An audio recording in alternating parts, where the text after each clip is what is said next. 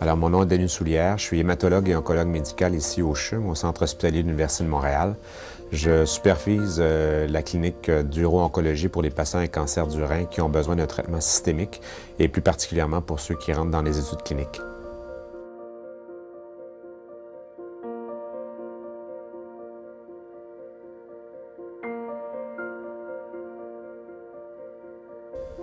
Donc, un cancer du rein, spécifiquement de stade avancé, est un cancer qui n'est plus strictement restreint au rein. Donc, la maladie est initiée au rein, mais lorsqu'elle est de stade avancé, c'est qu'elle a dépassé le cadre du rein, soit aller au niveau ganglionnaire de façon limitrophe, ou aller ailleurs, au niveau pulmonaire, au niveau osseux, au niveau hépatique. Donc, dans ce contexte-là, on parle d'une maladie de stade avancé. Quand un patient se présente avec différentes masses, donc une masse au niveau du rein et des métastases qui peuvent être présentes ailleurs, on n'a jamais la certitude à 100% que toutes les masses sont nécessairement liées à un cancer du rein qui s'est réparti ailleurs. Par contre, la probabilité qu'un patient ait en même temps un cancer du rein et un cancer du poumon et d'autres types de cancers est excessivement faible. Donc, généralement, lorsqu'on a une preuve histologique, c'est-à-dire par une biopsie au niveau du rein ou d'une autre métastase, d'un autre lieu, généralement, on va prédire que les autres lésions sont aussi le même cancer qui s'est réparti à différents endroits. Un diagnostic final de cancer du rein, c'est la biopsie. C'est l'analyse en pathologie qui va nous dire, oui, ce qu'on regarde, ce sont des cellules qui ont un aspect cancéreux, qui n'est pas normal et qui ont des caractéristiques qu'on regarde au microscope et qui vont être aidées par ce qu'on appelle de l'immunohistochimie, c'est-à-dire des anticorps qui vont être dirigés contre les cellules du cancer et qui nous permettent de dire, oui, clairement, c'est un cancer du rein, ce n'est pas un cancer du sein, ce n'est pas un cancer du poumon, ce n'est pas un cancer du pancréas, mais véritablement un cancer qui origine du rein.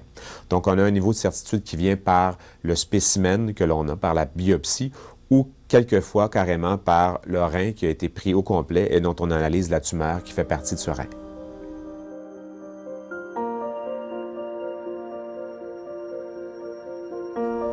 Lorsqu'on a un cancer du rein de stade avancé, la première chose que l'on tente de savoir à prime abord, c'est est-ce que c'est une maladie que l'on peut rendre la plus minimale possible, au moins par une chirurgie? La chirurgie demeure notre première option.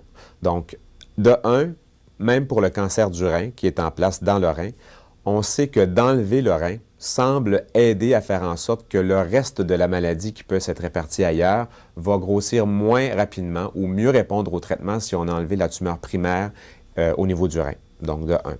Mais de 2, si on n'a qu'un ou deux endroits où il y a des métastases, on va tenter de voir s'il est possible d'aller opérer ces métastases pour faire en sorte qu'il n'y ait plus de maladies qui soient vraiment visibles dans les évaluations radiologiques.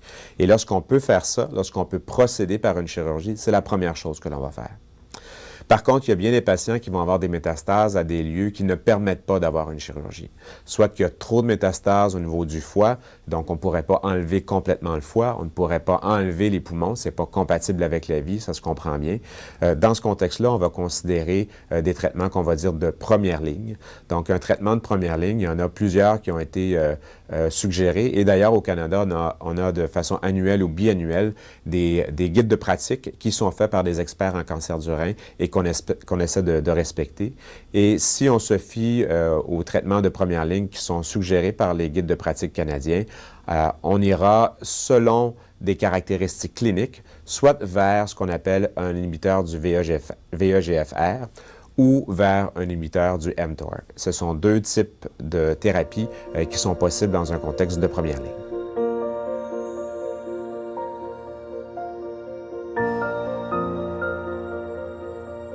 La thérapie ciblée dont je viens de parler, les anti-VEGFR et les anti-mTOR, sont en fait de la chimiothérapie. Chimiothérapie, c'est un terme très générique. Chimiothérapie, traitement par quelque chose de chimique. Et ça n'a pas besoin d'être un médicament qu'on donne de façon intraveineuse qui fait perdre les cheveux et qui fait vomir. Non.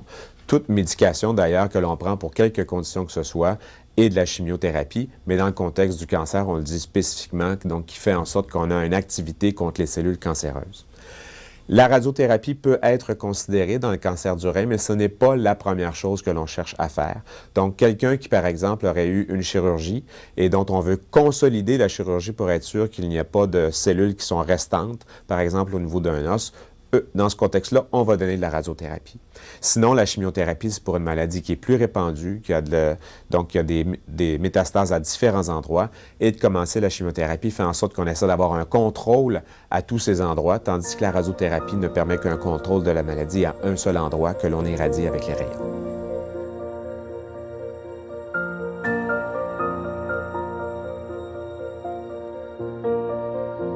Oui, tout médicament vient avec des effets secondaires. Donc, si on regarde les deux types de traitements dont je vous ai parlé, les inhibiteurs du VEGFR et les inhibiteurs du mTOR, chacun a des effets secondaires qui leur sont spécifiques. Si on prend les inhibiteurs du VEGFR, ce sont des gens qui, avec ce médicament-là, risquent de faire de la haute pression, vont avoir une décoloration des cheveux, vont avoir de la fatigue, vont avoir de l'hypothyroïdie, donc la thyroïde qui va commencer à mal fonctionner dans plus de 80% des cas qui prennent ces médicaments-là. Les gens peuvent avoir aussi des douleurs au niveau de la bouche, peuvent avoir une atteinte que l'on dit palmoplantaire, c'est-à-dire une atteinte de la peau à l'intérieur des mains et des pieds qui peut être très souffrante et quelquefois ne donne absolument aucune image. On n'a rien à voir, mais les gens ressentent très clairement qu'il y a de la douleur au niveau de leurs mains et de leurs pieds.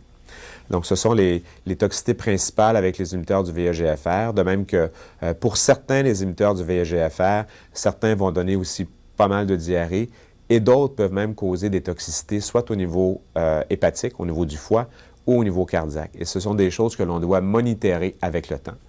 Évidemment, quand on parle d'effets secondaires, on a toujours l'impression que c'est une montagne d'effets secondaires. Il faut toujours mettre ça dans la balance. Quelle est la quantité de bénéfices que l'on a avec le médicament par rapport aux effets secondaires? Et lorsqu'on introduit un médicament, c'est parce qu'on juge généralement qu'il y a plus d'avantages à le donner que d'effets secondaires qui viennent avec la thérapie. Je vous ai parlé des inhibiteurs du VEGFR, il y en a aussi pour les inhibiteurs du mTOR. Généralement, les effets secondaires avec ce type de médicaments sont différents, mais sont moins importants pour la plupart des patients. Mais on peut causer des désordres métaboliques. Par exemple, on peut causer un diabète. On peut causer des lipides qui vont être très élevés, donc le gras, le cholestérol dans le sang qui vont augmenter de façon significative. Et encore une fois, on peut avoir des gens qui vont avoir des atteintes au niveau des muqueuses, faisant en sorte que les aliments ou les liquides peuvent avoir un goût très difficile et rendre difficile donc l'alimentation. Donc, ce sont globalement là, les types d'effets secondaires que l'on peut avoir tant avec les inhibiteurs du VEGFR qu'avec les inhibiteurs du mTOR.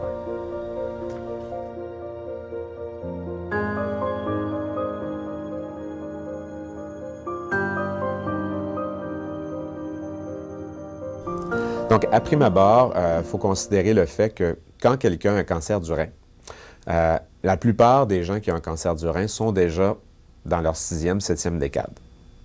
Donc, plusieurs sont déjà à la retraite. Donc, pour l'aspect du travail, c'est un peu plus difficile à évaluer parce que là, quand on regarde la très grande majorité des patients qui ont un cancer du rein, ce sont des gens qui sont déjà retraités et qui serait difficile donc d'envisager est-ce qu'ils seraient en mesure de maintenir une activité professionnelle malgré les effets secondaires. Il y a quand même des gens qui ont moins que 60 ans, qui sont atteints par la maladie. Et encore une fois, le niveau et la sévérité des effets secondaires d'une personne à l'autre est très variable. Il y en a qui vont être très affectés par la chimiothérapie, beaucoup plus de fatigue. Par exemple, une atteinte au niveau des mains et des pieds qui faisant en sorte qu'ils ont de la misère à se déplacer. Donc, ça peut nuire à leur activité professionnelle. Mais pour la grande majorité des gens, on peut dire que on peut évaluer qu'ils ont un statut fonctionnel qui est de 1. Donc, le ultime, c'est 0. On n'a aucune restriction de nos activités. La plupart des gens qui sont sous traitement vont avoir un statut fonctionnel d'environ 1. Donc, ça peut nuire à leurs activités professionnelles, mais ne devrait pas trop nuire généralement à leurs activités de la vie quotidienne, incluant les loisirs comme le golf ou des choses comme celle-là. Et encore une fois, beaucoup de variabilité d'une personne à l'autre. Certains n'auront que très peu d'effets secondaires, vont être en mesure de voir à toutes leurs activités, incluant les activités professionnelles. D'autres vont avoir une activité qui est plus restreinte, même au niveau de leurs activités personnelles.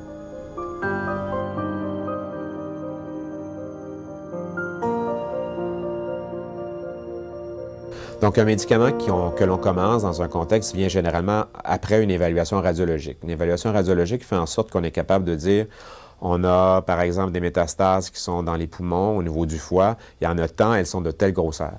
Lorsqu'on commence un traitement, après une période allant par exemple de 12 à 18 semaines, on va reprendre des évaluations radiologiques et on va remesurer les différentes lésions qui sont là.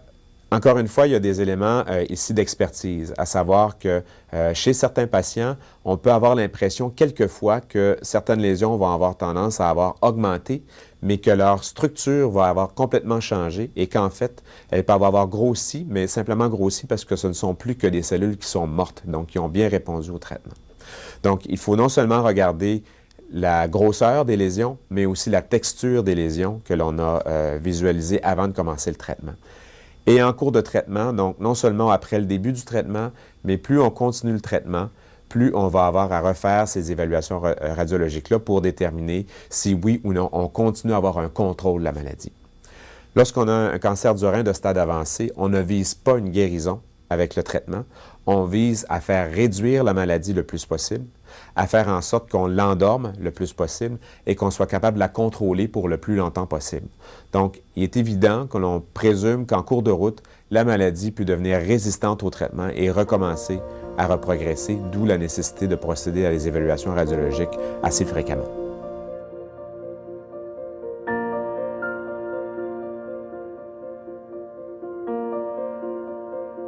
Ce n'est pas tout le monde qui doit nécessairement avoir des scans qui doivent être faits. Il y a différents types d'évaluations radiologiques qui peuvent être faits. Donc, un scan, c'est un examen qui est très précis et qui est surtout important quand on veut regarder au niveau du ventre. C'est un des endroits qui n'est pas facilement évaluable à l'examen physique. Quand c'est une atteinte au niveau des poumons, quelquefois, on peut se contenter d'une radiographie des poumons et non pas nécessairement d'un scan. Donc, les scans ou autres évaluations radiologiques sont généralement conseillés aux 12 à 18 semaines pour les patients qui sont en cours de traitement.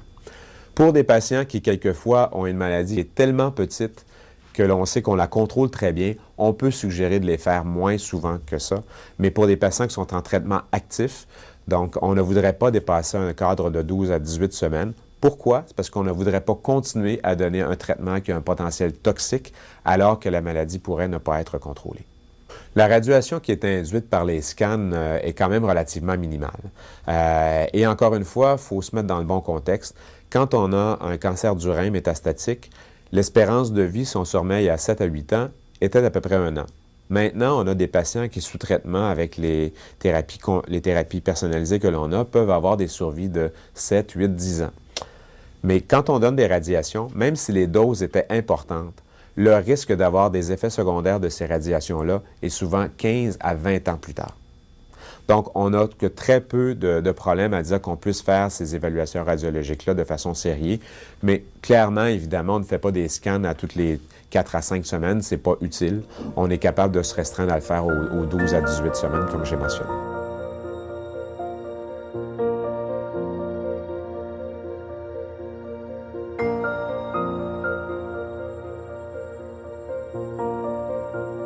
À prime abord, il faut définir ce que ça veut dire par cesse d'être efficace. Cesser d'être efficace, ça veut dire que la maladie progresse et pour nous, on a des critères spécifiques là-dessus. C'est-à-dire qu'il faut que la maladie ait augmenté de plus de 20 il faut que ça ait augmenté de plus de 20 alors que le patient recevait un traitement à des doses efficaces. Donc ça, c'est des critères que l'on doit regarder avant de dire ça. Quelquefois, des gens ont une maladie qui augmente, mais de façon très, très, très progressive, très lente dans le temps. Et même si on obtient le niveau du 20 quelquefois, on décide de ne pas changer de thérapie. Parce qu'on a généralement un assez bon contrôle de la maladie et s'il n'y a pas de symptômes qui sont causés par le cancer, il faut se poser la question, c'est quel serait le bénéfice réel à changer de genre de traitement? Parce que c'est là que vient la question. Donc, on a une maladie qui progresse, par exemple, sous un traitement de première ligne. Est-ce qu'on doit changer le traitement? Et quand vient le temps de se poser la question de si on doit le changer ou pas, c'est est-ce qu'on doit changer de type de médicament? Donc, est-ce qu'on doit rester encore une fois sous un inhibiteur du VEGFR ou est-ce qu'on doit aller plus vers ce qu'on appelle un autre mécanisme d'action, par exemple, comme un inhibiteur du mTOR? Je vous parle de ces deux types de molécules-là. Dans, on espère, moins de 2 ans, on va avoir aussi toute la catégorie des médicaments qu'on appelle pas des immunosuppresseurs, mais des immunomodulateurs. Donc, un traitement qui vient stimuler l'immunité de la personne à réagir elle-même contre son cancer. On n'a pas ces molécules-là encore, mais on sait clairement que pour un certain nombre de patients, c'est quelque chose qu'on devra considérer dans nos guides de pratique dont j'ai parlé un peu plus tôt. Donc, lorsqu'on a une preuve que la maladie progresse, lorsque l'on pense que la molécule que l'on donne ne contrôle plus assez la maladie et que la maladie cause des symptômes, bien à ce moment-là, on doit commencer à penser de changer de médicament. Et c'est avec les critères que je vous ai mentionnés tout à l'heure. On sait que pour certains patients, en fonction du profil d'effets secondaires, certains médicaments peuvent être mieux que d'autres. Donc, par exemple, quelqu'un qui aurait déjà un diabète qui est mal contrôlé, de considérer un inhibiteur du mTOR, c'est probablement une molécule qui est le plus difficile à gérer dans ce contexte-là parce qu'on accentue le diabète. Quelqu'un qui a une maladie cardiaque ou qui a de l'hypertension qui est très difficile à gérer, les inhibiteurs du VEGF-R sont à ce moment-là plus difficiles aussi à considérer. Mais quand on parle de ces extrêmes-là, on parle d'à peu près 15 à 20 des patients. Pour la très grande majorité des patients, on devra simplement avoir à se poser la question, c'est est-ce que je vais vers un autre inhibiteur du VEGF-R ou est-ce que je vais vers un autre inhibiteur du mTOR? Et encore une fois, on a des guides de pratique spécifiques qui ont été développés à cette intention-là et qui sont disponibles pour les cliniciens au niveau du Canada.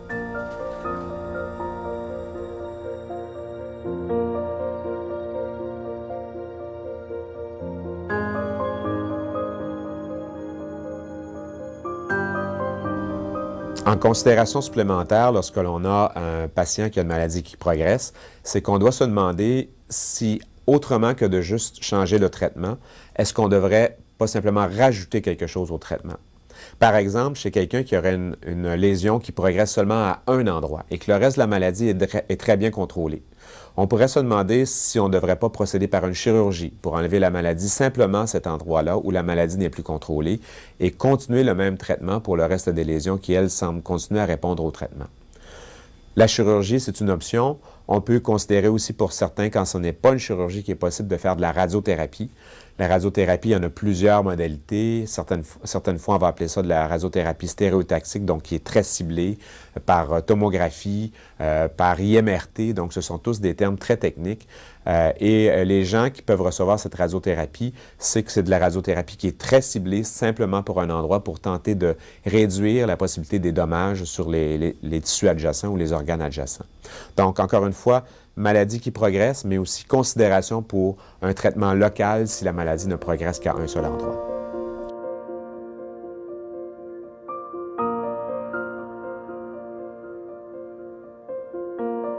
Dès la découverte d'une maladie qui est métastatique, qui est avancée, on doit toujours considérer les études cliniques à prime abord.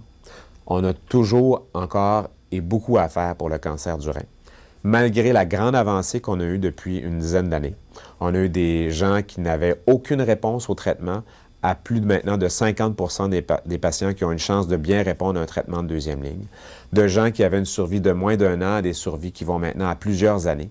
Donc, malgré ça, on n'a pas guéri cette maladie-là et ça laisse très clairement la place pour de nouvelles molécules qui doivent démontrer une efficacité encore plus grande pour faire en sorte qu'on ait un meilleur contrôle de la maladie et qui sait même pour certains voir à éradiquer la maladie et considérer de ne plus avoir à les traiter à un moment donné.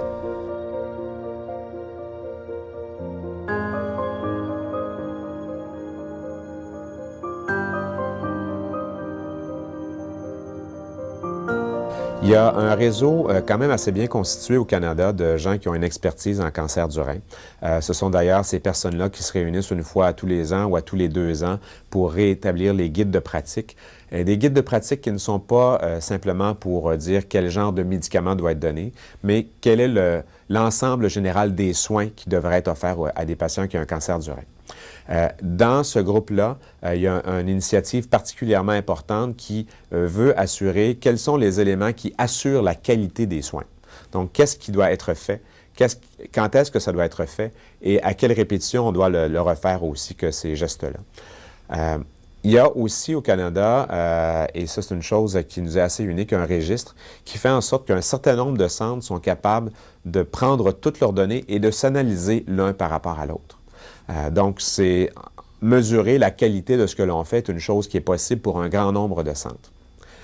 Il y a sans prendre l'exemple spécifique du cancer du rein, il y a des données très spécifiques qui nous montrent que si certains médecins ou certaines équipes de soins, ce n'est pas que le cadre d'un simple médecin, mais d'une équipe de soins, lorsque dans le contexte d'une équipe, on traite moins de 5 ou de 10 cas de cancer du rein par année, on n'obtient pas assez d'expertise pour être capable de prendre les meilleures décisions pour assurer la plus longue survie pour ce patient-là. Donc, je pense que c'est une question à se poser. Comme patient, est-ce que je suis dans un centre qui est considéré un grand centre, un centre qui voit suffisamment de patients pour être capable d'offrir une expertise de soins qui est adéquate au moment opportun? Et s'ils sont dans un grand centre de cette nature-là, je pense que la plupart des grands centres qui font partie de ce réseau canadien sont en mesure d'offrir des soins adéquats. Mais c'est pour les gens qui sont dans de plus petits centres, je pense que c'est une question qui se pose, qu'à ce moment-là, quelle est l'expertise du centre? Qu'est-ce que vous avez à m'offrir si, par exemple, vous voyez que ça ne fonctionne pas? Est-ce que vous êtes en mesure de référer? Donc, à ce moment-là, ça vaut la peine de considérer ça.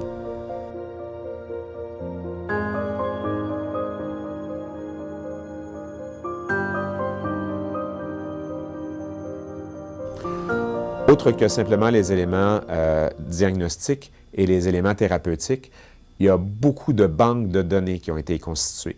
Donc, des grands centres qui ont partagé leurs données. Et avec ça, on a été capable de déduire, voyez-vous, on a des patients qu'on considère à meilleur pronostic, à moins bon pronostic ou à très mauvais pronostic. Et en fonction de ça, de pouvoir établir les thérapies que l'on devrait donner à ces personnes-là. Et même dans certains cas, de pouvoir considérer de dire, la maladie actuellement est assez bon pronostic que je pourrais me permettre de ne pas la traiter pour ne pas induire des toxicités et de considérer un traitement ultérieurement. Donc ça, ce sont toutes les avancées qui ne sont pas simplement technologiques, mais juste de l'analyse des données des patients que l'on a et qui fait en sorte qu'on peut mieux traiter les patients. Pour la grande majorité des patients qui ont une maladie avancée, comme j'ai mentionné, on a changé drastiquement la donne. C'est une maladie qui n'était pas considérée sensible à la chimiothérapie et maintenant on a des agents de chimiothérapie, de thérapie ciblée qui nous permettent d'avoir de hauts taux de réponse, des taux de contrôle de la maladie qui sont adéquats, ne sont pas parfaits. Et c'est pour ça, comme je l'ai dit, qu'on doit toujours viser à faire des études cliniques avec de nouvelles molécules, parce que même si on a fait des pas de géant au cours des 6 à 7 dernières années, on a encore beaucoup à faire pour être capable de régler et d'améliorer le pronostic des gens qui ont un cancer du rein.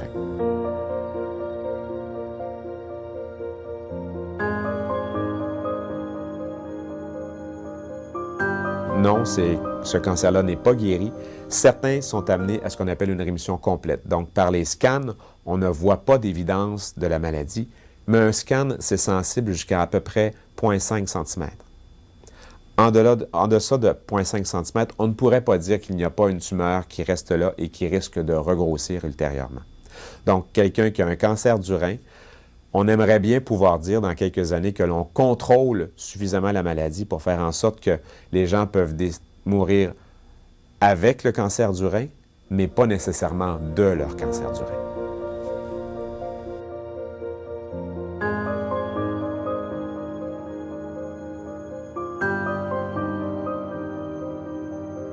Bien, de un, je pense que c'est un peu l'ensemble de ce que j'ai mentionné auparavant, de pouvoir poser bien des questions pour savoir est-ce que je dois être traité à ce moment-ci, quelle est ma meilleure option thérapeutique, est-ce qu'on devrait pour moi considérer de la chirurgie ou des médicaments, et de sentir qu'on est dans un contexte où on a une équipe derrière soi et pas simplement une personne que l'on risque de pouvoir voir une fois par 6 semaines.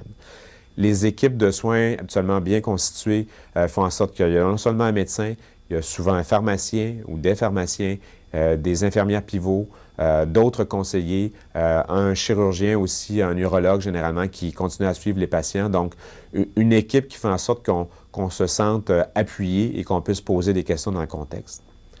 L'autre élément que l'on tente de faire le plus souvent aussi, c'est qu'il est toujours bien pour un patient qui semble se sentir tout seul dans sa situation de prendre contact avec des gens qui ont déjà vécu la même chose. Et l'Association canadienne du cancer du rein fait justement ça, donne l'opportunité à ces gens-là de discuter de leurs conditions avec d'autres gens qui sont un peu passés par là. L'histoire de chacun avec la maladie est totalement différente. Donc, on n'a pas une prévision par une boule de cristal qui dit, vous savez, monsieur, vous avez votre cancer du rein, je peux prédire qu'il va y avoir ci, ça et ça, et vous allez rencontrer telle personne et elle a exactement le même sentier qu'elle a suivi avec la maladie.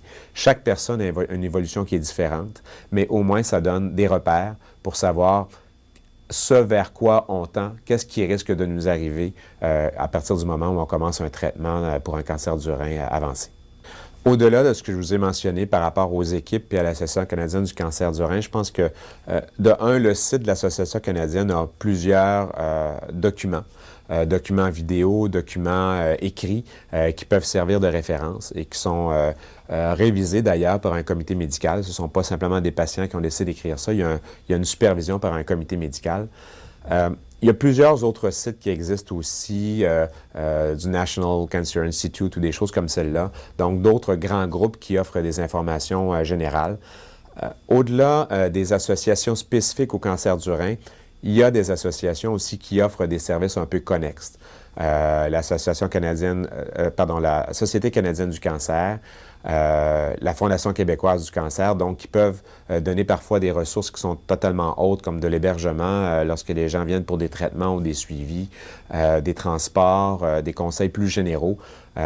Donc, des choses comme cela peuvent aussi beaucoup aider les patients et pas quand c'est strictement lié à connaître les éléments qui sont liés au cancer du rein.